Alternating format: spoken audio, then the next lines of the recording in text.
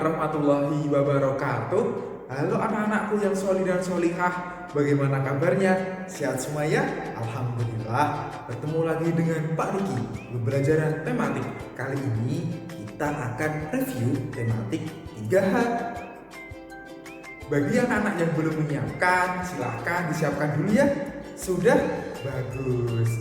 Materi yang akan kita pelajari di review tema 3H yaitu yang pertama jenis-jenis sudut, yaitu ada sudut siku-siku, lancip, dan tumpul. Yang kedua, kita akan belajar memahami arti lambang negara Garuda Pancasila. Yang ketiga, karya dengan teknik potong, lipat, dan sambung. Dan yang terakhir yaitu yang keempat, kita akan belajar arti lambang atau simbol rambu lalu lintas dan pramuka. Sebelum kita menuju ke pembelajaran, alangkah baiknya kita awali dengan berdoa ya. Yuk kita sikap berdoa. Before we start our lesson today, please let's pray together. Pray begin. Bismillahirrahmanirrahim. Supaya anak-anakku semangat dalam belajar, Pak Riki mempunyai sebuah tepuk. Namanya adalah tepuk belajar. Yuk kita lakukan bersama. 1, 2, 3. Tepuk belajar. Fokus. Konsentrasi. Duduk rapi. Aku pintar. Sekali lagi ya. Tepuk belajar. Fokus. Konsentrasi. Duduk rapi. Aku pintar. Bagaimana? Sudah semangat untuk belajar hari ini? Pasti sudah ya. Baik, silakan anak-anakku melihat video pembelajaran berikut ini. Anak-anak, hari ini kita akan review tema 3H tentang Praja Muda Karana atau Pramuka. Materi yang akan kita pelajari hari ini yang pertama adalah jenis-jenis sudut yang meliputi sudut lancip, sudut siku-siku, dan sudut tumpul. Kemudian di materi yang kedua kita akan belajar arti pada lambang negara Garuda Pancasila. Yang ketiga, karya dengan teknik potong, lipat, dan sambung. Dan yang keempat, lambang atau simbol pada rambu lalu lintas dan pramuka beserta artinya. Langsung saja kita mulai materi yang pertama yaitu jenis-jenis sudut. Kita lihat dari sudut yang pertama adalah sudut lancip, yaitu sudut kurang dari 90 derajat. Kemudian sudut yang kedua yaitu sudut siku-siku, yaitu sudut tepat 90 derajat. Dan yang ketiga adalah sudut tumpul, yaitu sudut yang lebih dari 90 derajat. Selanjutnya merupakan contoh bentuk benda yang menyudutkan sudut lancip, sudut siku-siku, dan sudut tumpul. Kita mulai dari yang pertama yaitu sudut lancip. Contoh bendanya adalah pensil, kemudian setrika, dan yang ketiga jarum jam, di mana jarum pendek menunjukkan pukul 12 dan jarum panjang menunjuk pada angka 11, sehingga ini merupakan contoh dari sudut lancip. Kemudian untuk yang kedua yaitu sudut siku-siku. Contoh bendanya adalah jendela, kemudian keramik, dan yang ketiga TV LED. Untuk sudut tumpul, contoh bendanya yaitu bumerang. Selanjutnya jarum jam, yaitu jarum pendek menunjuk pada angka 2 dan jarum panjang menunjuk angka 10, sehingga ini merupakan contoh dari sudut tumpul. Kemudian contoh benda selanjutnya adalah ranting pohon. Baik anak-anak, kita lanjut di materi yang kedua yaitu memahami arti pada lambang negara Garuda Pancasila. Ini merupakan gambar dari Garuda Pancasila yang terdapat tulisan Bhinneka Tunggal Ika. artinya berbeda-beda tetapi tetap satu jua. Burung Garuda melambangkan kekuatan. Selanjutnya, burung Garuda berwarna emas melambangkan keagungan bangsa dan keluhuran negara. Kemudian, warna merah putih pada perisai melambangkan bendera Indonesia. Merah artinya berani dan putih artinya suci.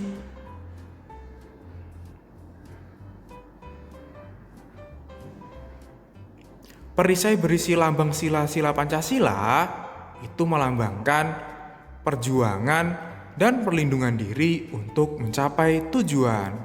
Kemudian, garis hitam tebal mendatar pada perisai melambangkan negara Indonesia merupakan negara merdeka dan berdaulat yang dilintasi garis khatulistiwa. Kemudian untuk jumlah bulunya melambangkan kemerdekaan Indonesia, yaitu pada tanggal 17 Agustus 1945.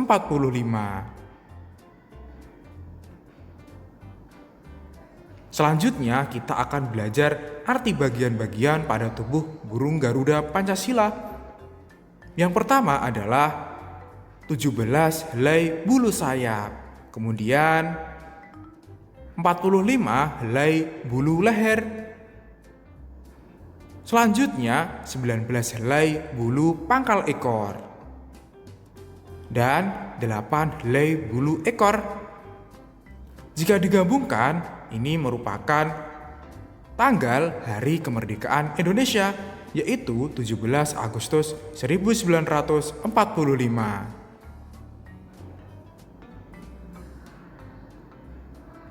Selanjutnya, dampak mengamalkan Pancasila dalam kehidupan sehari-hari. Yang pertama, yaitu terjadi ketenangan jiwa karena hubungannya dengan Tuhan terjaga dengan baik. Yang kedua, timbulnya rasa kasih sayang satu sama lain, sehingga kehidupan menjadi harmonis. Yang ketiga, terwujudnya kerukunan dan integrasi baik di kehidupan masyarakat, berbangsa, dan bernegara. Dan yang keempat, terpenuhinya semua kebutuhan dan kepentingan bersama masyarakat. Dan yang kelima, tidak terjadi ketimpangan sosial di dalam masyarakat. Selanjutnya kita akan belajar di materi yang ketiga, yaitu karya dengan teknik potong, lipat, dan sambung. Ini merupakan contoh dari karya tersebut, yaitu baling-baling yang terbuat dari kertas. Teknik potong adalah teknik dengan cara memotong atau memisahkan bahan menjadi dua bagian atau lebih dalam membentuk benda kerajinan. Kemudian untuk teknik sambung, contohnya adalah layang-layang. Teknik sambung adalah teknik dengan cara mencetak atau menyusun atau lebih menjadi satu dalam membentuk benda kerajinan. Selanjutnya untuk yang ketiga yaitu teknik lipat. Teknik lipat adalah teknik dalam membuat karya seni ataupun kerajinan tangan yang secara umum bahannya adalah kertas yang diproses demikian rupa hingga menyerupai bentuk-bentuk yang diinginkan tanpa menggunakan alat perekat. Seperti inilah contoh dari karya tersebut. Biasanya dibuat dari kertas origami. Ini membentuk burung dan katak. Pasti anak-anakku bisa ya membuatnya. Baik, kita lanjut di materi yang keempat, yaitu lambang atau simbol pada rambu lalu lintas dan pramuka beserta artinya. Perhatikan, ini merupakan jalan raya yang terdapat zebra cross dan rambu lalu lintas. Rambu lalu lintas sangat penting untuk mengatur ketertiban jalan dan keselamatan pengguna jalan. Selain itu, tanda-tanda ini juga berguna agar pengguna jalan bisa dengan mudah mencari arah dan lokasi. Rambu lalu lintas bisa berupa lambang, huruf, angka, kalimat, dan atau perpaduannya. Selanjutnya, berikut ini adalah simbol lalu lintas. Yang pertama adalah kendaraan dilarang masuk. Kemudian yang kedua, peringatan untuk hati-hati. Dan yang ketiga adalah jalan raya licin. Yang keempat merupakan simbol dari lampu lalu lintas.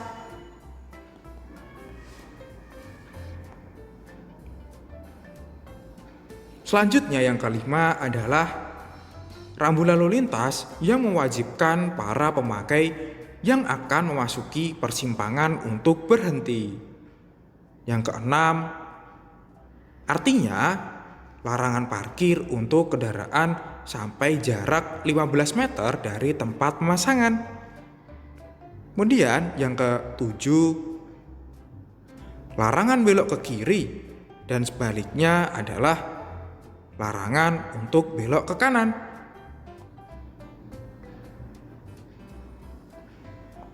Baik anak-anak, selanjutnya kita akan belajar tanda kecakapan khusus pada pramuka siaga. Lihatlah pada gambar-gambar berikut ini. Kita mulai dari gambar yang pertama, yaitu artinya berkemah. Kemudian untuk gambar yang kedua, artinya adalah gerak jalan. Selanjutnya untuk gambar yang ketiga adalah ini Samsung bareng loh. Tak mau pesawat ya.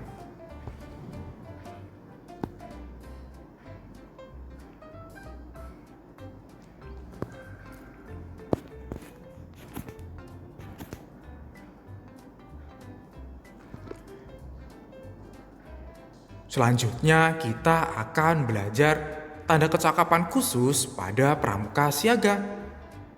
Silahkan anak-anakku dapat mengamati gambar tersebut ya. Kita mulai dari gambar yang pertama adalah artinya berkemah. Kemudian untuk gambar yang kedua artinya adalah gerak jalan. Dan gambar yang ketiga artinya adalah juru kebun. Gambar yang keempat artinya juru masak. Gambar yang kelima artinya keamanan kampung. Gambar yang keenam artinya PPPK atau P3K. Gambar yang ketujuh adalah penabung. Gambar yang kedelapan artinya pengamat. Gambar yang kesembilan artinya pengatur rumah. Dan yang terakhir yaitu artinya penjahit. Alhamdulillah kita sudah sampai di akhir pembelajaran. Jangan lupa anak-anakku untuk mengerjakan kuis di Learning Sekolah Teladan ya. Pasti anak-anakku bisa. Karena apa? Karena di teladan semuanya itu hebat. Nah, bagaimana dengan pembelajaran hari ini? Udah sekali dan mengasihkan bukan? Pasti anak-anakku lebih pintar. Materi yang sudah kita pelajari hari ini, yang pertama adalah jenis-jenis sudut. Yang kedua, memahami arti lambang negara Garuda Pancasila. Dan yang ketiga, karya dengan teknik potong, lipat, dan sambung. Dan yang terakhir, kita sudah mempelajari lambang rambu lalu lintas dan pramuka. Baik, Pak Riki mengingatkan kepada anak-anak, jangan lupa untuk mengerjakan kuis Learning Sekolah Teladan ya. Pasti anak-anakku bisa. Karena apa? Karena di teladan semua anak itu hebat. Mungkin itu saja yang dapat Pak Riki sampaikan. Kurang lebihnya mohon maaf. Wabillahi taufiq wal hidayah. Wassalamualaikum warahmatullahi wabarakatuh.